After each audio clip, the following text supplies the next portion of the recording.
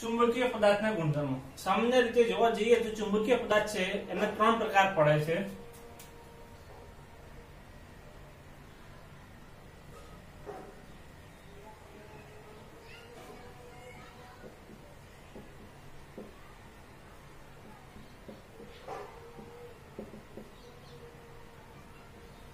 Number 1 diamagnetism,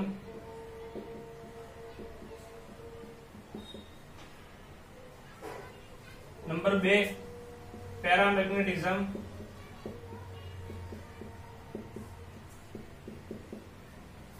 number 3 ferromagnetism.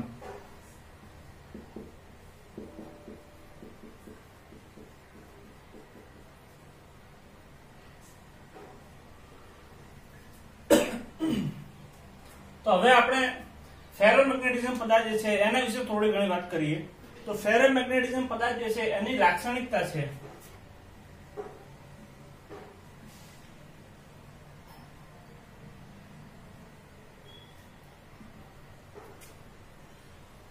Ferromagnetic पदार्थ any लाक्षणिकता एवी है कि જ્યારે આ પદાર્થને બાહ્ય ચુંબકીય ક્ષેત્રમાં મૂકવામાં આવે તો આ પદાર્થ બાહ્ય ચુંબકીય ક્ષેત્ર તરફ તીવ્ર આકર્ષણ ધરાવે છે.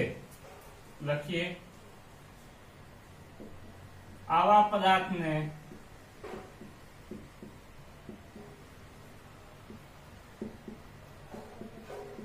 बाह्य चुंबकीय क्षेत्र में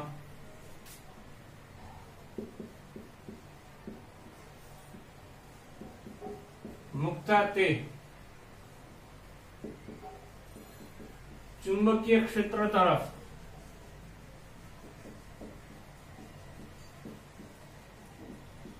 तीव्र आकर्षण धरावे छे.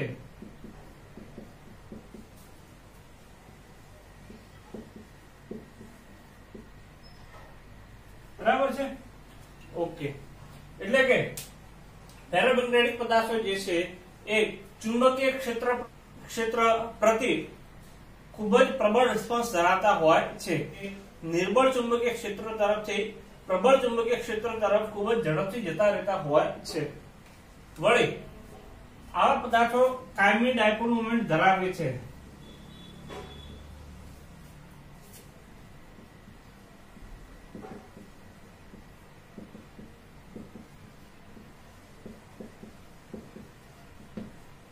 જોઈએ આનું બંધારણ.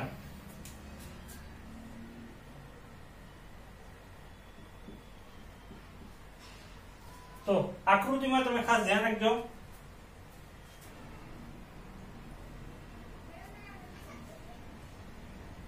જ્યારે બાહ્ય ચુંબકીય ક્ષેત્ર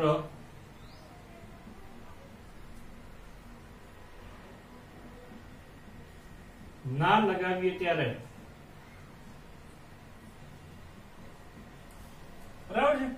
ઓકે એટલે કે फेरोमैग्नेटिक पदार्थो जे छे एनी अंदर कायमी डायपोल मोमेंट रहेली होय छे, परंतु आ बधी डायपोल मोमेंट पोतपोताना एक ચોક્કસ વિસ્તાર પૂરતી ચોક્કસ દિશાની અંદર રહેલી હોય છે, જેના પરિણામે પરિણામી ચાકમાત્રા મળતી હોતી નથી. વળી આ જે બંધારણ મળે છે એ બંધારણને આપણે ડોમેઇન કહીશું. બરાબર છે ને. આ જે બંધારણ જે છે એને આપણે કહીશું ડોમેઇન. એટલે કે फेरोमैग्नेटिक पदार्थो जे છે એ ડોમેઇન બંધારણ ધરાવતા હોય છે.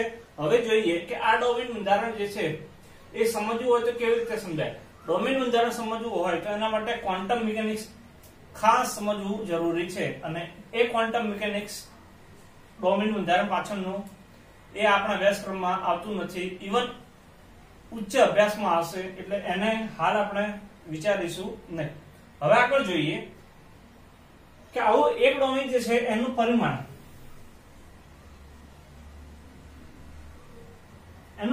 હોય છે 10³ બરાબર. એનું પરિમાણ એટલે કે એનું કદ થાય છે 10⁻³ મીટર એટલે કે 1 mm જેટલું. વળી એક ડોમેઇન 10⁻11 જેટલા પરમાણુઓ ધરાવે છે.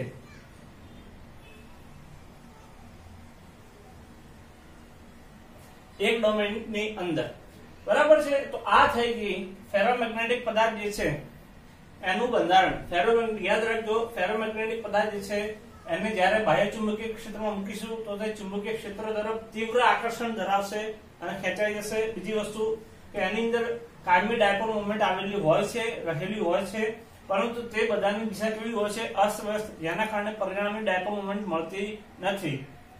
બરાબર છે. જ્યારે બાહ્ય ચુંબકીય ક્ષેત્ર લાગુ ન હોય, ન લગાવીએ ત્યારે ડોમેન બંધારણ આ રીતનું હોય છે. આ ડોમેન બંધારણ જે છે એનું પરિમાણ 10⁻³ મીટર જેટલું હોય છે અને તેની અંદર 10⁻11 જેટલા પરમાણુઓ આવેલા હોય છે. હવે ત્યારબાદ આગળ વાત કરીએ કે જ્યારે બાહ્ય વિદ્યુત ચુંબકીય ક્ષેત્ર લાગુ પાડીએ તો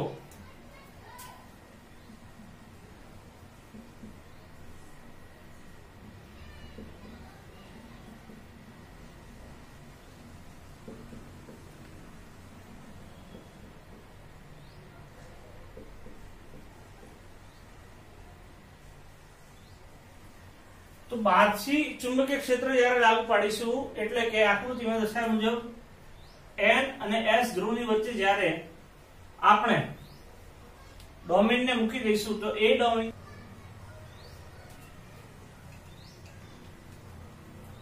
તો જ્યારે બાહ્ય ચુંબકીય ક્ષેત્ર લાગુ પાડીશું ત્યારે ડોમેનની અંદર જે ડાયપોલ અસ્તિત્વમાં રહેલી છે અને અસ્તવ્યસ્ત રહેલી છે એ બધી જ ડાયપોલ આપણને ચુંબકીય ક્ષેત્રને સમાંતર દિશાની અંદર ગોઠવાયેલી મળશે, જેથી કરીને કુલ ચુંબકીય મેગ્નેટાઇઝેશન વધી જશે. આપણે જાણીએ છીએ કે મેગ્નેટાઇઝેશન નું સૂત્ર M બરાબર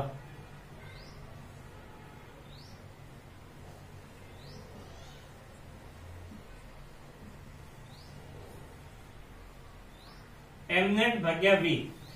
કદ સમાન રહે, પરંતુ જ્યારે બાહ્ય ચુંબકીય ક્ષેત્ર લાગુ પાડવામાં આવે છે ત્યારે આ ચુંબકીય ક્ષેત્રની અંદર રહેલી ચુંબકીય ડાયપોલ મોમેન્ટ એ દરેક અલગ અલગ ડોમેન માટે બધી જ એક જ દિશાની અંદર ગોઠવાઈ જશે અને જેના કારણે આપણને મહત્તમ ચુંબકીય ડાયપોલ મોમેન્ટ મળશે અને તેથી આપણને મહત્તમ મેગ્નેટાઇઝેશન મળશે.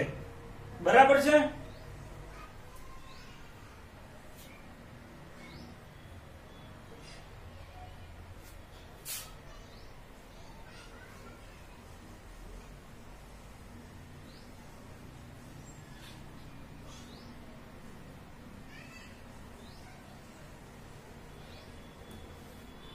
બરાબર છે. તો આનું ઉદાહરણ આવશે એલ્નિકો.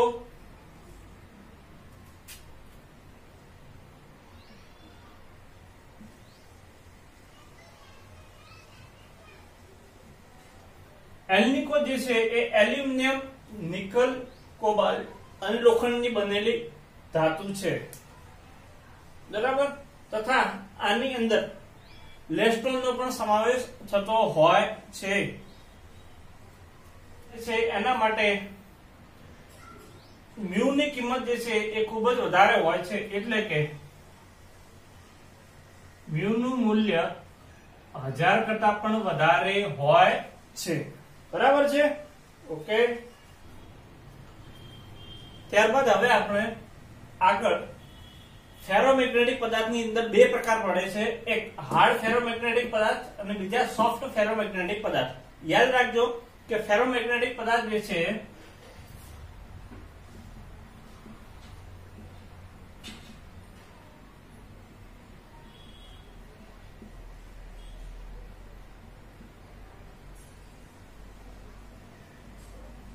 એટલે કે એની પરમિએબિલિટી જે છે એ ખૂબ જ વધારે હોય છે, 10⁻³ એટલે કે 1000 કરતા પણ વધુ હોય છે. હવે આપણે જોઈએ હાર્ડ ફેરોમેગ્નેટિક પદાર્થ. હાર્ડ ફેરોમેગ્નેટિક પદાર્થ એટલે કેવા પદાર્થ? એના કરતા ઉદાહરણ જોઈ લઈએ તો આના ઉદાહરણમાં આવશે એલ્નિકો, એલ્યુમિનિયમ,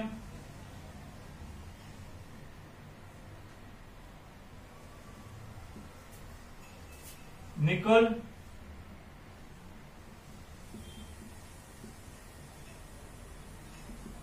કોબાલ્ટ,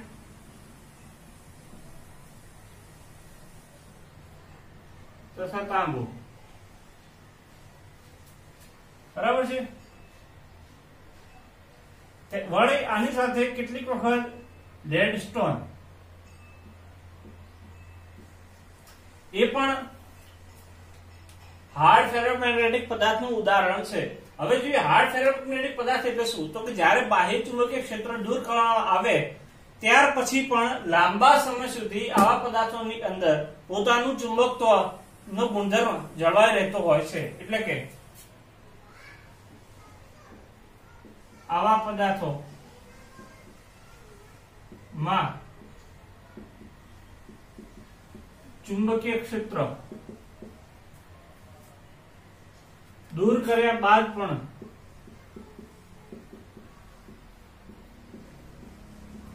લાંબા સમય સુધી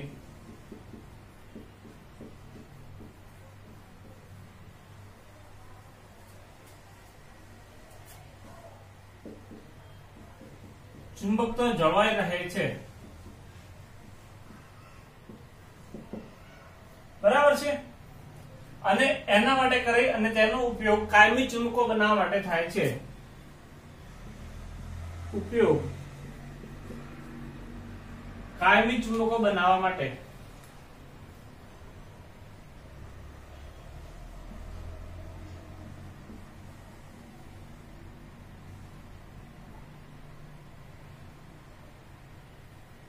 હવે ત્યારબાદ જોઈએ આપણે સોફ્ટ ફેરોમેગ્નેટિક પદાર્થ. તો સોફ્ટ ફેરોમેગ્નેટિક પદાર્થની અંદર સૌથી પહેલા જોઈએ આપણે ઉદાહરણ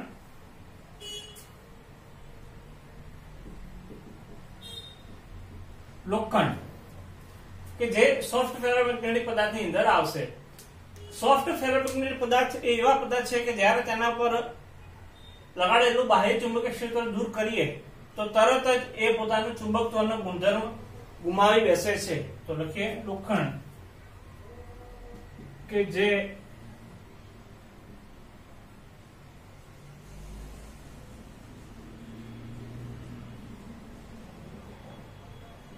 તેના પરથી ચુંબકીય ક્ષેત્ર દૂર કરતા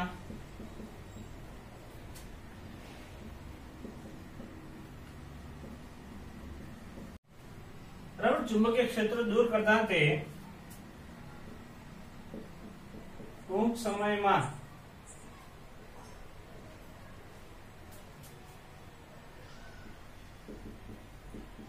પોતાનું ચુંબકત્વ ગુમાવી દે છે.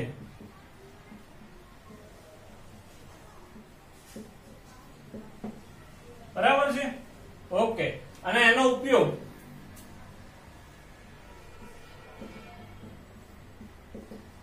ઉપયોગ જે છે એ ટેલિફોનના રિસીવરમાં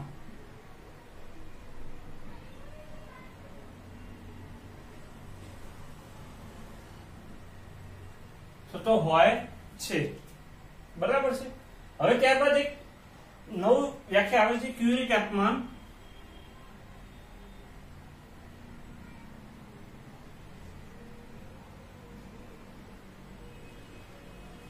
પદાર્થ છે એને જ્યારે ગરમ કરવામાં આવે છે ત્યારે એ પોતાનું ચોક્કસ બંધારણ જે છે એ ગુમાવી દે છે અને તાપમાન વધતા વધતા ફેરોમેગ્નેટિક પદાર્થ જે છે એનું ડોમેન બંધારણ તૂટી જાય છે અને આ ફેરોમેગ્નેટિક પદાર્થ એ પેરામેગ્નેટિક પદાર્થની અંદર રૂપાંતર પામે છે.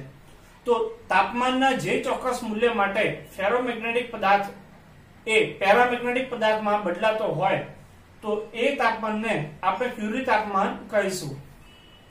વ્યાખ્યા લખીએ. તાપમાનના જે મૂલ્ય માટે ફેરોમેગ્નેટિક પદાર્થ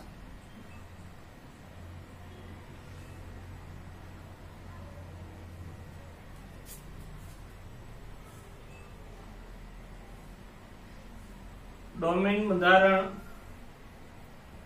તૂટવાથી ફેરોમેગ્નેટિક માં ફેરવાય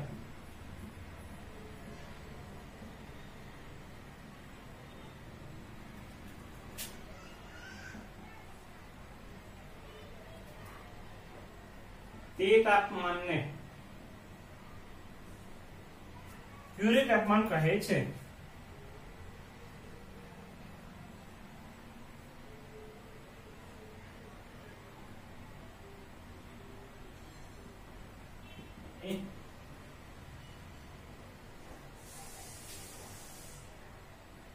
આ સૂત્રની અંદર સી એ ક્યુરી અચળાંક છે, ટી એ તાપમાન છે, ટીસી એ ક્યુરી તાપમાન છે અને આ એ આપણને કાય એટલે કે ચુંબકીય સસેપ્ટિબિલિટી જે છે એના વિશેની માહિતી આ સૂત્ર પરથી મળી રહેશે. ફરીથી ધ્યાન રાખજો, સી એ ક્યુરી અચળાંક થશે, ટી તાપમાન થશે, ટીસી એ ક્યુરી તાપમાન થશે અને કાય એ ચુંબકીય સસેપ્ટિબિલિટી આપશે. બરાબર છે? ઓકે.